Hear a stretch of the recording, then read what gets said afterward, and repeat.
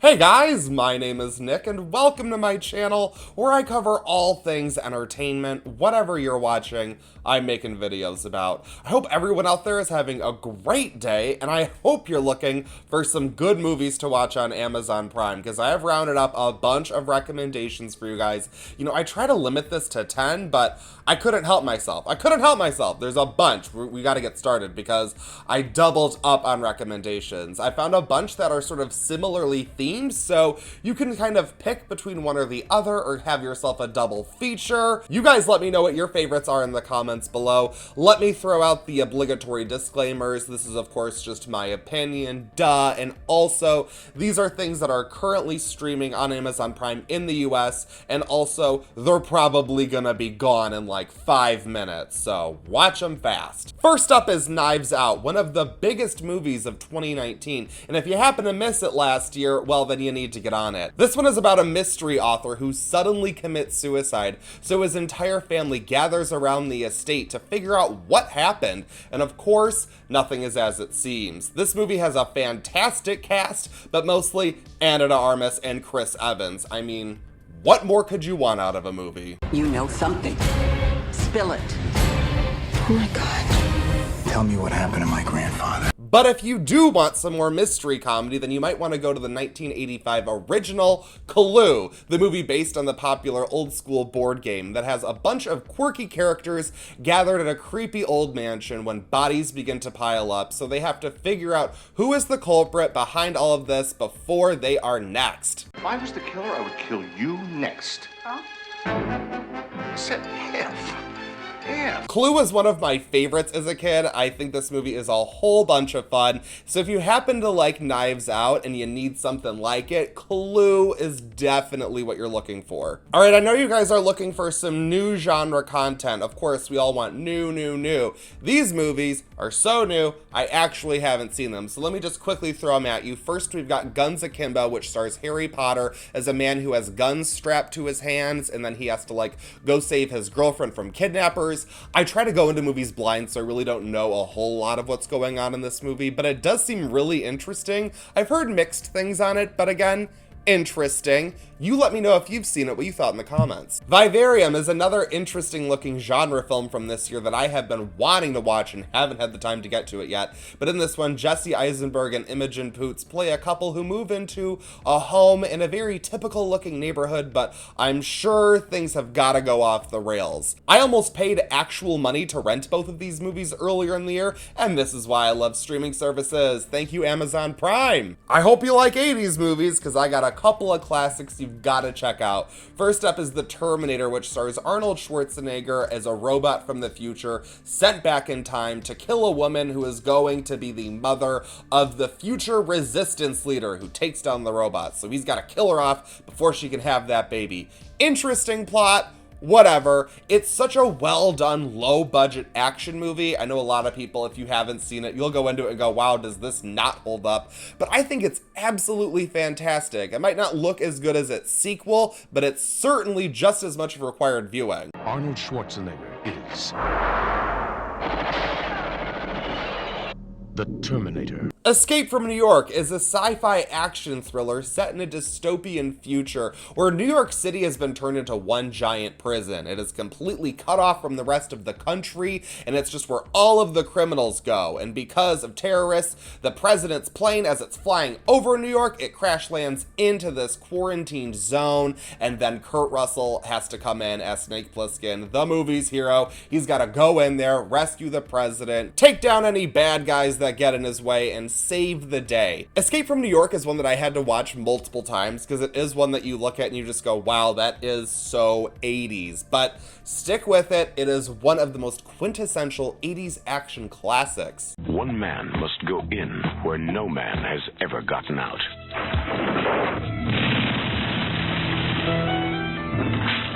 But if you're looking for something lighter, I've got a couple of action comedies that I highly recommend, starting with Pineapple Express, a stoner comedy starring Seth Rogen and James Franco as a casual stoner and his dealer who get sucked into a murder plot, and so they're running around trying to get away from these drug-dealing criminals. Dude.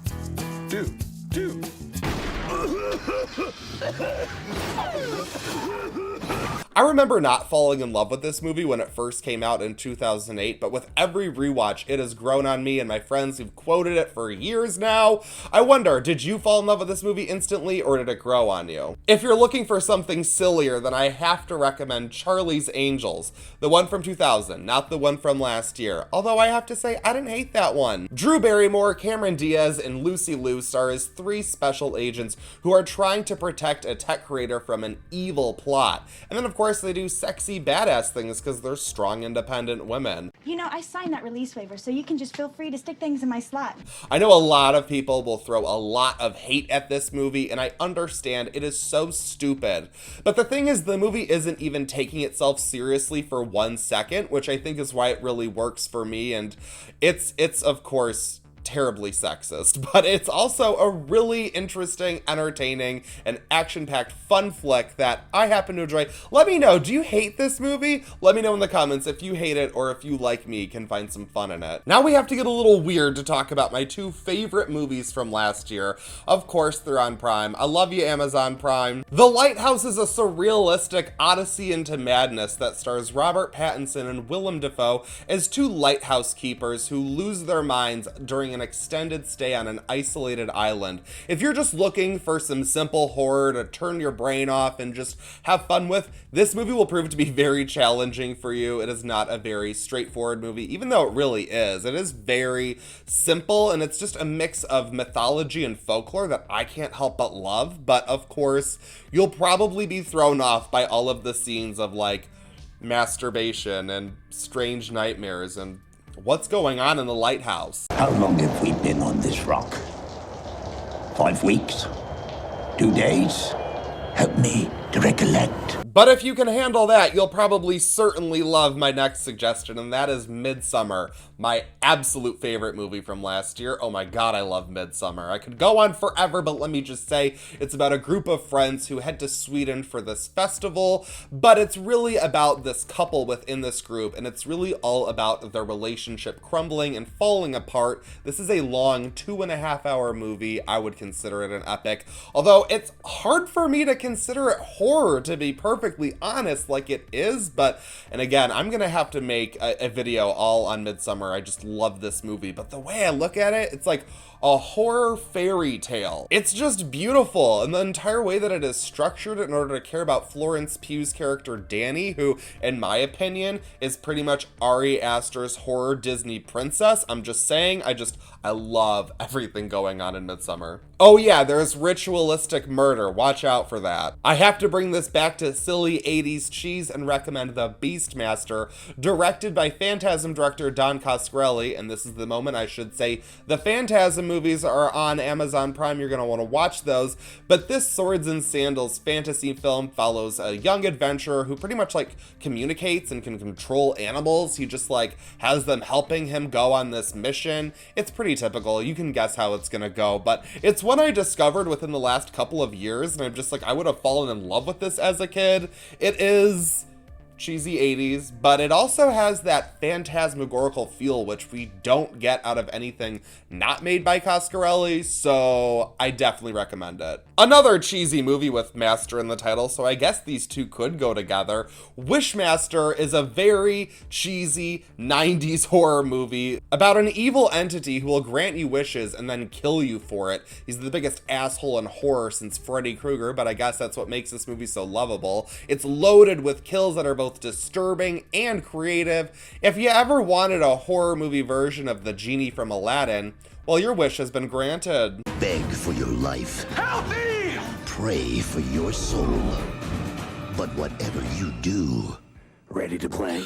don't make a wish. How about some summer movies with those Spielberg vibes, even though these movies aren't made by Spielberg? Super 8 is a sci-fi adventure about a group of kids in the suburbs in 1979 who are filming their own independent short film when they happen to capture some alien creatures on footage. And then, of course, you know, there's an invasion and the government comes in. This is just J.J. Abrams trying to be Spielberg, which is his one and only thing. And I personally don't really care for this movie that much, yet there's something that made me go back and revisit it. So I don't know, in case you're just looking for something with those summer movie vibes and you want an underseen movie, or maybe just to see it so you can confirm that J.J. Abrams is a hack, then yeah, Super 8, there you go. Bumblebee is a Transformers movie that is, shocker, actually watchable. Haley Steinfeld plays a teenager in the 80s who makes friends with hunk-of-junk robot car Bumblebee, and they become besties, so she tries to protect it from Decepticons and government baddies. I'm not gonna say this movie is 100% good. I think the script is actually quite weak, but the way that it's executed and the acting from Steinfeld, this movie honestly is so good. I love Bumblebee actually, and I hate the Transformers movies, so that really is saying something. And I know that this movie kind of has gotten the attention that it does deserve, but in case you did miss it, or in case you lumped it in with the Transformers movies, this is another one that I think has those fun summer movie vibes. There's action, there's comedy, there's a girl becoming best friends with a car. I mean, what more do you want? Who likes thrillers? I know you guys do. Hollow Man is like a 20 years ago reboot of The Invisible Man that stars Kevin Bacon as a scientist who with his team discover a way to make people and things invisible. So he becomes invisible, and of course, it makes him crazy. You have no idea how much fun this is. A lot of people trash this movie because in the end, it pretty much devolves into a slasher film, which is kind of why I think I love it overall. I will warn, if you haven't seen this movie, there is a sexual assault in it that I know it's not good. It is kind of brief. You could skip over the sequence and kind of just get to the good stuff. I'm not trying to excuse it or say that it's like very necessary to the plot because it really didn't need to be there, but overall, the movie works for me as a whole, but you know, disclaimer anyway. We just can't seem to escape movies with problematic elements, now can we? This next one is slightly better in that regard, and it's Blowout from director Brian De Palma, and it stars John Travolta as a sound recording artist for film who is out one night trying to capture sound for a project when he happens to record a potential crime that he tries to unravel with De Palma staple Nancy Allen. This is a really interesting mystery thriller. I like the way that it uses this different kind of subject to sort of go about uncovering a crime. I find it really interesting. This movie does have a bit of a bummer of an ending, I'm just gonna say. Just prepare for it to be not a typical Hollywood ending, but I really respect it for that, and I really like the way that it plays out. It's just good. It's Brian De Palma. I love De Palma. If that wasn't enough 80s for you, well, you're on the right streaming service, because they also have a double dose of 80s dance classics, Dirty Dancing, and Footloose. I don't even really know what Dirty Dancing is about. Does it even matter? It's just Patrick Swayze and Jennifer Grey falling in love while they're dancing. That's cute. And in Footloose, we get more Kevin Bacon as a guy who heads to a small town where dancing has been outlawed, I guess. So he like teaches the kids to dance, and that's their way of rebelling. It sounds like a Christian Channel version of a rebellious teen movie, but I haven't seen either of these since I was a kid. I don't even know if I really should revisit them, but you know what? I know some people like these movies, especially if you're just looking for something fun and entertaining and light to throw on. Well, you might want to revisit these. Lastly, I have to talk about California, one of my favorite underseen 90s thrillers.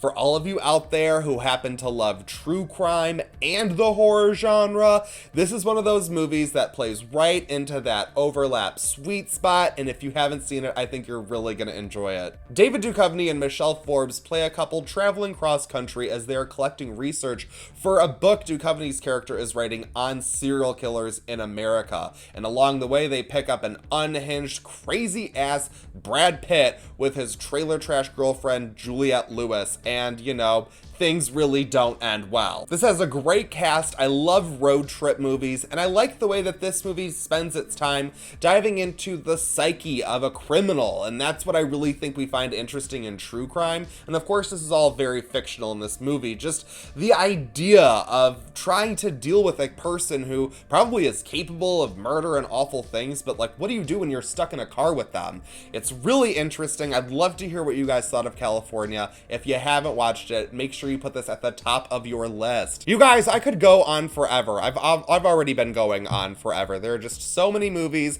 that I love to talk about. So thank you so much for watching this video. I greatly appreciate it. Don't worry, there are more of these coming. I've got so many more recommendation videos lined up that I can't wait to talk about with you guys. So definitely subscribe if you want, like the video if you want, comment to let me know what your favorites are. I always love hearing your guys' opinions and your own rankings and things like that. So very fun. Thanks again for watching this video. That is it for this one, but I won't stop you from watching another.